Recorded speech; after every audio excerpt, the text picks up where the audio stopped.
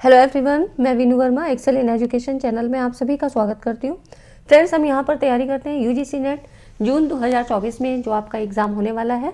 Exam date आपकी आ ही चुकी है और साथ में हम इसी तैयारी से सेट के एग्ज़ाम की भी तैयारी कर सकते हैं और साथ में ही मैं यूपीएचईएससी असिस्टेंट प्रोफेसर के लिए जीएस का पोर्शन भी कवर कराती हूँ। ठीक है, तो एक ही चैनल से आपकी काफ़ी तैयारी हो सकती है। और अगर आप लोग एजुकेशन सब्जेक्ट से और किसी एग्ज़ाम की तैयारी कर रहे हैं जैसे PGT, net education assistant professor या जीआईसी-जीडीसी की, तो आप लोग यहाँ पर चैनल को ज्वाइन कर सकते हैं। ठीक है, पेपर 2 एजुकेशन की बात हम इस वीडियो में कर रहे हैं और पेपर 1 की तैयारी भी मैं करवाती हूँ। तो पेपर 1 की 10 यूनिट, साथ ही पेपर 2 आपकी एजुकेशन की 10 यूनिट यहाँ पर इस चैनल पर मैं कवर करवाऊँगी। ठीक है, आज की इस वीडियो में हम लोग बात करेंगे एजुकेशनल स्टडीज़ जो आपकी यूनिट 1 है। इसमें हम पीवाईक्यूज़ को यहाँ डिस्कस करेंगे। प्रीवियस ईयर क्वेश्चन आपके 2018 से 2023 तक के यहाँ पर कवर करवाए जाएंगे। ठीक है, तो पीवाईक्यूज़ ज़रूर आपको करना चाहिए, इससे आपके कॉन्सेप्ट भी क्लियर होते हैं, साथ में आपको क्वेश्चंस के पैटर्न को भी पता लगता है, किस तरह के क्वेश्चन बनते हैं, कौन से टॉपिक से कवर होते हैं। तो ये सारी चीज़ें आपकी यहाँ पर कवर हो जाती हैं। ठीक है, तो हम यूनिट वाइज तो करेंगे ही थ्योरी कॉन्सेप्ट को, लेकिन आपके जो पीवाईक्यूज़ हैं इनको भी यहाँ पर डिस्कस करेंगे। ठीक है, तो यूनिट 1 की हम एजुकेशनल स्टडीज़ को आज पीवाईक्यूज़ के माध्यम से देखेंगे और फिर हम थ्योरी को भी कवर करेंगे। ठीक है, तो अगर आप चैनल पे पहली बार आए हैं तो सब्सक्राइब ज़रूर कर लीजिएगा और साथ में टेलीग्राम चैनल को भी ज्वाइन कर लें, लिंक आपको डिस्क्रिप्शन में मिल जाता है। चलिए गाइस, स्टार्ट करते हैं। यहाँ पर देखिए, ये सारे क्वेश्चन आपके 2018 से 2023 तक के हैं।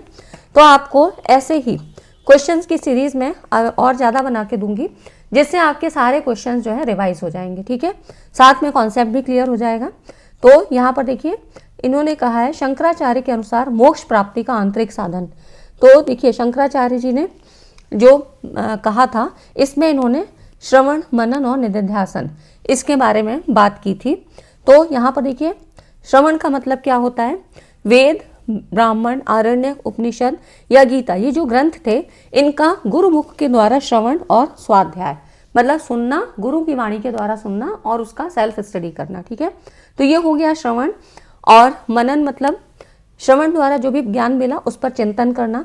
और निधिध्यासन क्या है? प्राप्त ज्ञान का चिंतन और प्रयोग। तो ये हो जाता है आपका श्रवण, मनन और निधिध्यासन। ठीक है, तो इस तरह से आप यहाँ पर देख सकते हैं। तो यहाँ पे शंकराचार्य जी के बारे में बात हुई। और अभी हम क्योंकि पीवाईक्यूज़ ही बात कर रहे हैं तो यहाँ पर बहुत ज़्यादा डिटेल तो नहीं देखेंगे, क्योंकि वो आपको मैं थ्योरी में पूरा कवर करवा दूंगी। ठीक है, अभी आप क्वेश्चन के पैटर्न को देखिए और उससे संबंधित चीज़ों को समझने का प्रयास करिए। टैगोर के प्रकृतिवादी शिक्षा के विचारों से निहितार्थ है। तो देखिए, यहाँ पर आपको थिंकर्स के बारे में भी पढ़ना है। टैगोर का विश्वास था कि शांत पर्यावरण में ही टीचर और लर्नर की जो है शिक्षा की साधना कर सकते हैं। इनका ऐसा मानना था कि जो भी स्कूल बनाए जाएं, जो भी विद्यालय बनाए जाएं, वो नगर के कोलाहल से दूर प्रकृति के सुरम्य वातावरण में ही बनाने चाहिए। उससे क्या होता है? एकाग्रता होती है और बच्चे का पढ़ाई में मन लगता है ना। तो इन्होंने ये बोला। तो यहाँ पर देखिए, जो आपके ऑप्शन है ना, तो प्रकृतिवादी थे, ये तो पता ही है। तो यहाँ पर प्रकृति ईश्वर का प्रत्यक्ष रूप है। आपको ऑप्शन के हिसाब से यहाँ पर आंसर को टिक करना है ना। तो प्रकृति को ईश्वर का प्रत्यक्ष रूप मानते थे और इसीलिए इन्होंने प्राकृतिक वातावरण में ही यहाँ पे शिक्षा देने की व्यवस्था अपने समय में की थी, है ना। तो उसके बाद यहाँ पर देख लेते हैं, ये तो हो गया इनका डिटेल है। अगला क्वेश्चन देखिए, युवाओं की ऊर्जा के मार्गांतरण हेतु विवेकानंद के संदेश का निम्नलिखित में से सही अनुक्रम क्या होगा? अब देखिए, विवेकानंद जी की अगर बात करें तो ये मनुष्य के भौतिक और आध्यात्मिक दोनों पक्षों पर इन्होंने समान बल दिया था, है ना। तो यहाँ पर इन्होंने जो कहा उसके हिसाब से सबसे पहले क्या होना चाहिए? तो यहाँ देखिए, इसमें सबसे पहले ईश्वर अनुभूति, गॉड रियलाइजेशन होना चाहिए पहले नंबर पे। उसके बाद क्या होगा? फिर है आपका आत्मनिरीक्षण, जिसको सेल्फ इंस्पेक्शन कहते हैं। फिर है समुचित शिक्षा प्राप्ति। ठीक है, थर्ड नंबर पे ये हो जाएगा, मतलब ये हो जाएगा। और फिर चौथे नंबर पे गरीबी उन्मूलन। तो इस तरह से इन्होंने आध्यात्मिक पक्ष और आपके जो है भौतिक, दोनों ही पक्षों पर समान बल दिया था। और उसी तरह से इन्होंने तो ऊर्जाओं की, युवाओं की ऊर्जाओं के मार्गांतरण के लिए इन्होंने ये जो है, तो ऐसे क्वेश्चन आपसे पूछे जाते हैं। ठीक है, तो फिलॉसफी की अगर हम बात करें एजुकेशनल स्टडीज़ में, जो आपकी यूनिट 1 है, इसमें आपको फिलॉसफी का पार्ट तो पढ़ना ही है। इंडियन फिलॉसफी, वेस्टर्न फिलॉसफी, साथ में ही थिंकर्स के बारे में भी पढ़ना है ना, शैक्षिक चिंतन। तो यहाँ पर आपका जिसमें कि अरविंदो, टैगोर, है ना, इस तरह से जे कृष्णमूर्ति, ये सारी चीज़ें आपको यहाँ पढ़नी है। और साथ में ही कुछ आपका सोशलॉजी वाला भी पार्ट है, एजुकेशनल सोशलॉजी का। तो इस तरह से कि यूनिट 1, सारी यूनिट बहुत बड़ी हैं और आपको 1 बाय 1 पढ़ना है ना, सारी चीज़ें पढ़नी है। सभी यूनिट से क्वेश्चंस आते हैं, ऐसा नहीं है कि किसी यूनिट को छोड़ देंगे तो वहाँ से क्वेश्चन नहीं आएंगे, है ना। 10 यूनिट आपको बहुत अच्छे से पढ़नी है और इसीलिए हम उसी तरह से यहाँ पर तैयारी करेंगे, ठीक है। तो ये हो जाता है आपका, इसमें देख लीजिए कौन सा ऑप्शन, ये वाला डी ऑप्शन यहाँ पर सही होगा, है ना। क्वेश्चंस के पैटर्न को जानना बहुत ज़रूरी है, यहाँ पर देख सकते हैं। अगला देखिए, निम्नलिखित में से कौन से विषयों का सम्मिश्र मार्क्सवादी रुझान वाले अध्यापक का समर्थन पाएंगे। तो अब आपको देखिए यहाँ पर जो क्वेश्चन बन रहे हैं ना, वो अप्लाई मोड पे बन रहे हैं, है ना। इनको देखिए, यहाँ पर आपने जो भी कॉन्सेप्ट पढ़ा है उसको हम एप्लीकेशन मोड पे कैसे यूज़ करेंगे। तो यहाँ पर मार्क्सवादी की बात हो रही है। मार्क्सवादी जिसका मतलब लीनिंग, मतलब टीचर है, जो मार्क्सिस्ट है, जो मार्क्सवादी रुझान वाला है अध्यापक, उसमें से कौन से विषयों को वो लेकर जो है यहाँ पर समर्थन उनका करेगा, है ना। तो कॉम्बिनेशन की बात हो रही है। तो मार्क्स ने क्या थे, जो मार्क्सवादी जो विचारधारा थी, तो कार्ल मार्क्स ने पाठ्यचर्या में जो उनका क्यूरिकुलम था, इसमें पढ़ने लिखने क्या क्या चीज़ों की बात की थी, इसके बारे में पहले बात कर लेते हैं। इन्होंने पढ़ने लिखने के लिए, फिर गणित, इतिहास और शारीरिक प्रशिक्षण के लिए इन्होंने बताया एक्सरसाइज करनी चाहिए, मतलब व्यायाम के बारे में बताया। इन्होंने ही पॉलिटेक्निक प्रशिक्षण के लिए गणित और विज्ञान, मतलब साइंस के सब्जेक्ट को भी लिया। तकनीकी के बारे में बात की, कृषि, पशुपालन, उद्योग, और फिर इन्होंने जो बात की वो वस्तुओं के उत्पादन के लिए, ठीक है। तो अब इतने सारे कॉन्सेप्ट से आपको यहाँ पर ऑप्शन देखना है। तो इसमें देखिए सबसे पहला आ जाएगा आपका विज्ञान और गणित होगा। उसके बाद क्योंकि इतिहास की भी बात की तो सामाजिक विज्ञान आ जाएगा। फिर है आपका यहाँ पर देखिए सेना और युद्ध प्रशिक्षण, है ना, और व्यापक उत्पादन के साधन, इसकी बारे में इन्होंने यहाँ पर बात की थी। तो ये 4th और 5th, ठीक है। तो कॉन्सेप्ट का पता होना बहुत ज़रूरी है, तभी आप क्वेश्चंस को यहाँ पर सॉल्व कर पाएंगे, ठीक है। तो इस तरह से, तो अभी आपको, इसलिए मैं ये जो भी यूनिट्स आपको बड़ी बड़ी लगती हैं, इनको हम की पॉइंट्स के माध्यम से समझेंगे, टू दी पॉइंट समझेंगे, ठीक है। कहाँ से किस तरह से क्वेश्चन बनेंगे और किस ऐसे ही कॉन्सेप्ट को आपको क्लियर करके पढ़ना है। अब अगला क्वेश्चन देखिए, निम्नलिखित में से कौन कला और हस्तशिल्प, जिसके आर्ट एंड हैंडीक्राफ्ट की बात हो रही है, इसके प्रशिक्षण पर जोर देता है। तो यहाँ पर ये था आपका इस्लाम रिलीजियन, ठीक है। इस्लाम धर्म में कला और जो है हस्तशिल्प की बात पर, यहाँ पर प्रशिक्षण पर जोर दिया गया था, ठीक है। इसके बारे में ये सारी वीडियोस क्योंकि मैं बना चुकी हूँ, इसलिए मैं बहुत डिटेल में नहीं आ रही हूँ। आप चाहें तो उनको वहाँ पर देख सकते हैं। प्लेलिस्ट में आपको सारी चीज़ें मिल जाती हैं। एजुकेशन की प्लेलिस्ट आपको अलग मिल जाएगी, तो वहाँ पर सारी वीडियो ये पहले ही मैंने बना दी थी, तो आप इनको वहाँ देख लीजिएगा, है ना। उसके बाद देखिए जो अगला है, यथार्थवाद दर्शन के अनुसार विषयों का कौन सा समूह पाठ्यचर्या में शामिल किए जाने हेतु सर्वाधिक उपयुक्त है। तो यथार्थवाद हमेशा रियलिटी की बात करता था और साइंस की बात, मतलब जो रियल है वही माना जाएगा, है ना। तो इस तरह से इन्होंने जो बात की थी, ये विज्ञान, गणित और तर्कशास्त्र से ज़्यादा बात करते थे। तो यहाँ देखते हैं, यथार्थवादी शिक्षा के पाठ्यचर्या को व्यापक बनाने की हिमायती हैं और विज्ञान के विज्ञान विशेष मतलब विषय को ज़्यादा महत्व देते थे, ठीक है। विज्ञान के द्वारा ही इन्होंने बोला कि अवलोकन, ऑब्जर्वेशन कर सकते हैं, प्रयोग और सामान्यीकरण द्वारा वस्तुओं के यथार्थ ज्ञान की प्राप्ति होती है, इसलिए वैज्ञानिक दृष्टिकोण का विकास आवश्यक है। और इसी के लिए इन्होंने जो करिकुलम बनाया था उसमें विज्ञान, गणित और तर्कशास्त्र, लॉजिकल रीजनिंग जिसको कहते हैं ना, तो ये सारी चीज़ें आप पढ़ते हैं, फर्स्ट पेपर में आपको पढ़ना ही है। तो यहाँ पर इसकी बात की थी, ठीक है। इससे संबंधित यहाँ पे यथार्थवाद में और भी चीज़ें बनती हैं कि टाइप्स कितने थे, है ना। तो ये सारी चीज़ें हम लोग फिर थ्योरी के पार्ट में कवर कर लेंगे। अगला क्वेश्चन देखिए यहाँ पर है। अब आपको स्टेटमेंट के सवाल भी ऐसे आते हैं कि जो कथन होते हैं, एक बच्चा जन्म के समय कोरी पट्टी वाला होता है और उसका बाद का व्यवहार अनुभव के माध्यम से निर्मित होता है। ये बात सबसे पहले किसने कही थी? तो इसको कहा था जॉन लॉक। जॉन लॉक क्या है? यथार्थवादी दार्शनिक विचारधारा के थे, ठीक है। इन्होंने सबसे पहले कही थी, तो इसको भी आपको याद रखना है ना। तो यहाँ पे ये ब्रिटिश दार्शनिक थे जॉन लॉक।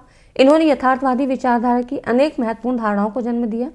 इनकी ये धारणा थी कि उपदेश से नहीं, उदाहरण और संगति से ही बालकों में सद्गुणों का विकास संभव है। है ना। तो बच्चा अगर जन्म के समय कोरी पट्टी वाला, मतलब इसका मतलब है कि उसको जो भी कुछ जैसा भी सिखाया जाएगा वो वैसा ही व्यवहार में अपने ले आता है। तो इन्होंने कहा कि जन्म के समय कोरी पट्टी वाला होता है और उसके बाद का व्यवहार अनुभव के माध्यम से निर्मित होता है। ठीक है, तो ऐसे जो स्टेटमेंट हैं ये भी आपको याद रखने हैं, ये आपको यथार्थवाद में ही मिल जाएगा, है ना। तो यहाँ से क्वेश्चन आपके यथार्थवाद काफ़ी इंपॉर्टेंट हो जाता है और एक एक चीज़ आपको बहुत क्लियर करके पढ़नी है। ठीक है, इतनी चीज़ें समझ में आ गई तो वीडियो को लाइक कर दीजिए, शेयर कर दीजिए, क्योंकि एजुकेशन सब्जेक्ट अपने आप में ही बहुत बड़ा है, काफ़ी थ्योरी पार्ट भी है और साथ में आपको कुछ मैथमेटिक्स वाला पोर्शन भी मिलता है, स्टैट्स वाला, है ना, सांख्यिकी का जिसको कहते हैं। तो सारी चीज़ें यहाँ पर कवर करवाऊंगी, तो वीडियो को लाइक एंड शेयर कर दिया करिए और चैनल को सब्सक्राइब भी ज़रूर कर लीजिए। ठीक है, आगे देखिए, अगला है निम्नलिखित में से कौन से कथन शिक्षा और दर्शन के मध्य संबंधों को अभिव्यक्त करते हैं। जो क्वेश्चन ज़्यादा बड़े हैं उनका फिर इंग्लिश पीडीएफ लेना मुश्किल हो जाता है। ठीक है, वैसे अगले पेज पे दे दिया जाता है, लेकिन कभी कभी कुछ ऐसा हो जाता है कि मान लीजिए कोई भूल चूक हो जाती है, तो उसके लिए कोई ऐसा इशू नहीं है। ठीक है, यहाँ पर देखिए शिक्षा और दर्शन के मध्य संबंधों की बात अगर हम करें तो यहाँ पे इसमें देखिए कौन कौन से आएंगे। शिक्षा के उद्देश्यों और लक्ष्यों का निर्धारण मनुष्य की प्रकृति के संबंध में हमारी अवधारणा द्वारा होना चाहिए। अधिगम, ज्ञानार्जन और अभ्यांतीकरण की प्रक्रिया को इंगित करता है। शिक्षा को जीवन की तैयारी के बजाय स्वयं जीवन होना चाहिए, है ना। तो यहाँ पर देखिए क्या क्या चीज़ें होंगी इसमें। शिक्षा के उद्देश्यों और लक्ष्यों का निर्धारण मनुष्य की प्रकृति के संबंध में हमारी अवधारणा द्वारा होना चाहिए, है ना, ये पहला। ठीक है, और इसके बाद शिक्षा को जीवन की तैयारी के बजाय स्वयं जीवन होना चाहिए, है ना, अपने में वो सारी चीज़ें आनी चाहिए। फिर शिक्षा और प्रौद्योगिकी पे अवलंबित है, तो नहीं, ये तो बात नहीं है। विद्यालय को प्रतिस्पर्धा के बजाय सहयोग की भावना को प्रोत्साहित करना चाहिए। ठीक है, तो इस तरह से जो भी आपकी पॉजिटिव एटीट्यूड वाले चीज़ें जो होती हैं वो चीज़ें यहाँ पे आपकी शिक्षा और दर्शन से संबंधित होती हैं। शिक्षा और दर्शन दोनों ही एक सिक्के के दो पहलू होते हैं और दोनों ही एक दूसरे का जो है सहायक होते हैं। ठीक है, तो ये आपके ऑप्शन में हो जाता है, यहाँ पर देख सकते हैं। शिक्षा के उद्देश्यों लक्ष्यों का निर्धारण मनुष्य की प्रकृति के संबंध में हमारी अवधारणा द्वारा होना चाहिए, है ना, तैयारी के बजाय स्वयं जीवन होना चाहिए और प्रतिस्पर्धा के बजाय सहयोग की भावना को प्रोत्साहित करना चाहिए। ठीक है, कोई भी कंपटीशन होना चाहिए लेकिन हेल्दी कंपटीशन होना चाहिए। ठीक है, ये चीज़ें आपकी होती हैं। उसमें बाद देखिए निम्नलिखित शिक्षा शास्त्रियों विचारकों में से किसने वेदांत दर्शन से काफ़ी कुछ ग्रहण किया था। तो वेदांत दर्शन से नव्य वेदांत जिस कहा गया किसका था, स्वामी विवेकानंद जी का था, है ना। तो ये था आपका स्वामी विवेकानंद जी का।